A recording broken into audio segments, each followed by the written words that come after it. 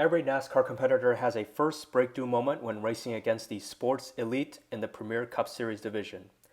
20 years ago on this date, September 4th, Kyle Busch experienced his first breakthrough moment when he scored his first ever Cup Series career victory in the Sony HD 500 at California Speedway, last named Auto Club Speedway in Fontana, California. In winning for the first time ever as a rookie competitor, he also set a record that had not been achieved in more than 5 decades and commenced his future Hall of Fame career to elite status. Greetings race fans and motorsports enthusiasts around the world. My name is Andrew Kim, and this is Retro Motor Vibes, where I highlight anniversary stories and break down motorsports events near and far. Without further ado, let's take a trip down memory lane as today marks the 20th anniversary of when Kyle Busch achieved his first victory in the NASCAR Cup Series division. The 2005 Sony HD 500 event at California Speedway was more than just the 25th scheduled event and the penultimate regular season event prior to the season's chase for the Nextel Cup postseason battle. It marked the second time ever where NASCAR's elite and future stars raced around the 2-mile over superspeedway venue during the fall period to coincide with its earlier event within the first half of a season. So by then, the 2-mile oval-shaped track in Fontana, California was hosting 2 annual Cup events in a single season.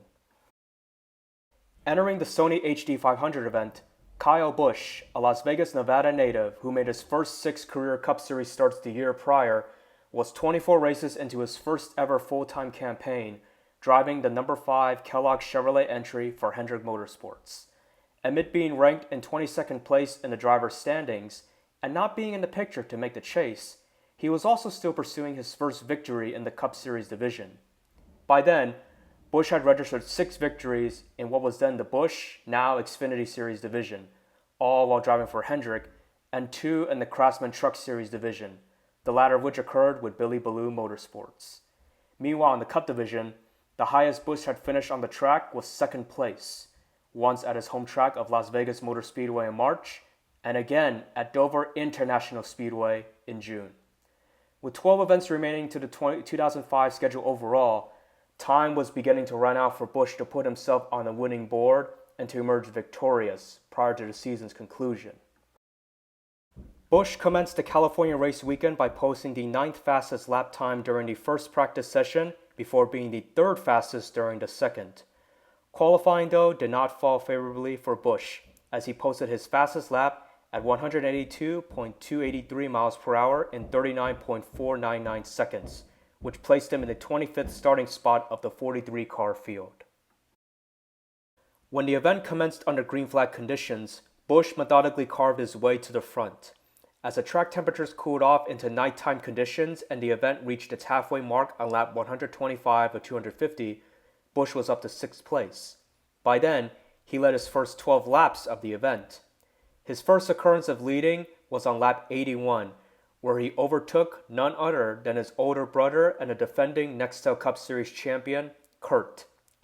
Once after he took the lead from his older brother, Kyle Busch proceeded to lead through lap 93. Over the next 115 laps in the second half, Busch led on 3 separate occasions, once for 14 laps between laps 152 to 165, again for 27 laps from laps 173 to 199, and the third time for 31 laps from laps 210 to 240. As Busch had the victory initially wrapped up while leading with 10 laps remaining, a late caution flew due to a piece of debris that was detected in the middle of the backstretch. During the caution period, nearly the entire field led by Busch opted to pit for service, during which Busch pitted for only 2 fresh right-side tires and he exited pit road first. When the event restarted with 7 laps remaining, Busch was mired behind leader Robbie Gordon and Jeff Green, both of whom opted not to pit during the previous caution period. Busch still wasted no time overtaking both before he cycled back to the lead entering the backstretch. Then, with 4 laps remaining, Busch's cruise control to victory was thwarted late for a second time, this time for a 3-car accident that involved Scott Riggs, Scott Wimmer, and Jeff Burton through the first 2 turns. As a result, the wreck sent the event into overtime and past its 250-lap scheduled distance, where a two-lap shootout, aka green-white checkered restart, would determine the event's finish. And during the green-white checkered shootout, Busch made his two fresh-shine tires on his entry last to perfection as he muscled away from Greg Biffle and the field to achieve his first ever NASCAR Cup Series career victory by just above half a second. With his first Cup career victory, Kyle Busch became the 166th competitor to win in NASCAR's Premier Series and the third first-time winner of the 2005 season, a list that includes Carl Edwards and Kasey Kahne. Above all, Busch established a record that had not been accomplished in 53 years, becoming the youngest winner in NASCAR's Premier Series at 20 years, 4 months, and 2 days old. The previous record was made by Donald Thomas, who won at Georgia's Lakewood Speedway in 1952 at 20 years, 4 months, and 6 days old. Imagine, 4 days, the ultimate difference maker that enabled Busch to make history. Busch held the elite title in being the youngest Cup Series winner in history over the next 4 seasons until Joey Logano, currently a 3-time champion, set a new and the current record for youngest Cup Series winner in history at New Hampshire Motor Speedway in June of 2009, where he won at 19 years, 1 month, and 4 days old. Kyle Busch's first Cup victory was meaningful than just solely for the driver. It also snapped a 71-race winless drought for Hendrick Motorsports' number 5 team, with the previous victory occurring in 2003 at Darlington Raceway in the iconic Southern 500 event with 2-time champion Terry Labonte. It was also the first victory for what would be the 2020 Cup Series championship winning crew chief Alan Gustafson. During his post-race celebrations, Busch took a moment to announce the donation of his race winnings to the American Red Cross Hurricane Relief Fund to support those who had been affected by Hurricane Katrina that caused widespread damage along the Gulf Coast, primarily around New Orleans, 6 days prior to the California racing event. Despite not being a chase for the Nextel Cup competitor for the remaining 10 events on the 2005 schedule, Busch would achieve a second Cup victory both of the season and of his career at Phoenix Raceway in November, following another late duel with Greg Biffle. And made a 20th place result in the final standings, Busch wrapped up the Rookie of the Year title. Busch's first 2 Cup career victories at California and Phoenix would be his first of 63 he currently has to his win column, and that were made through 741 career starts to date. All of Busch's Cup victories were achieved through 19 consecutive seasons that span through 2023, and in doing so, Busch holds the record for the most consecutive seasons with at least 1 Cup victory at 19.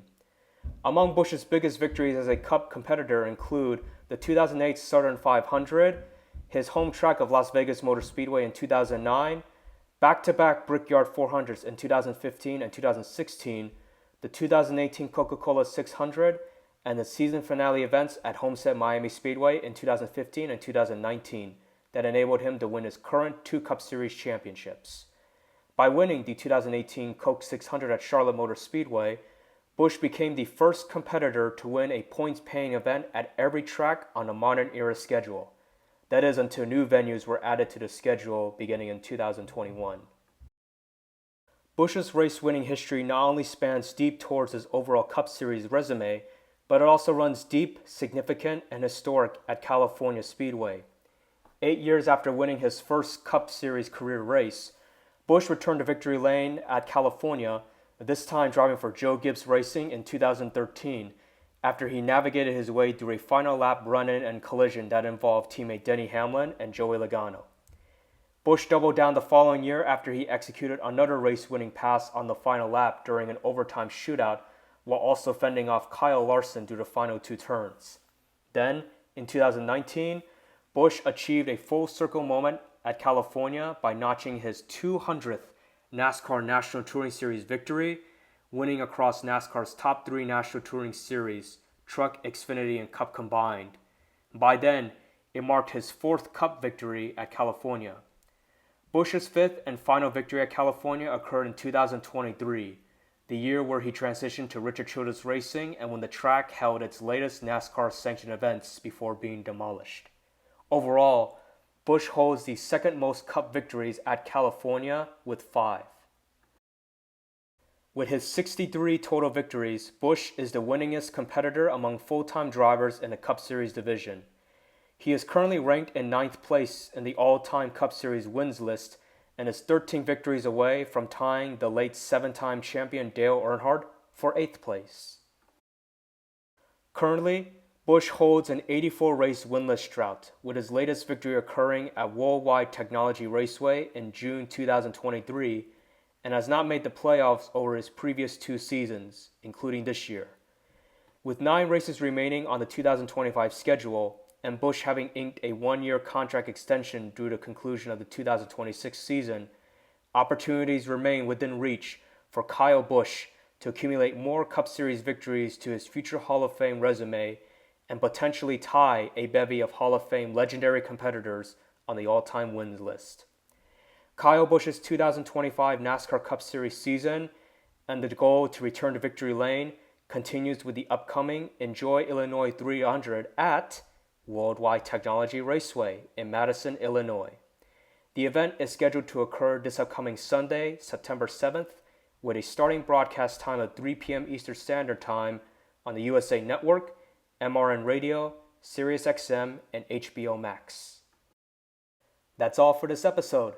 Have a great rest of your day, and see you on the next episode of Retro Motor Vibes.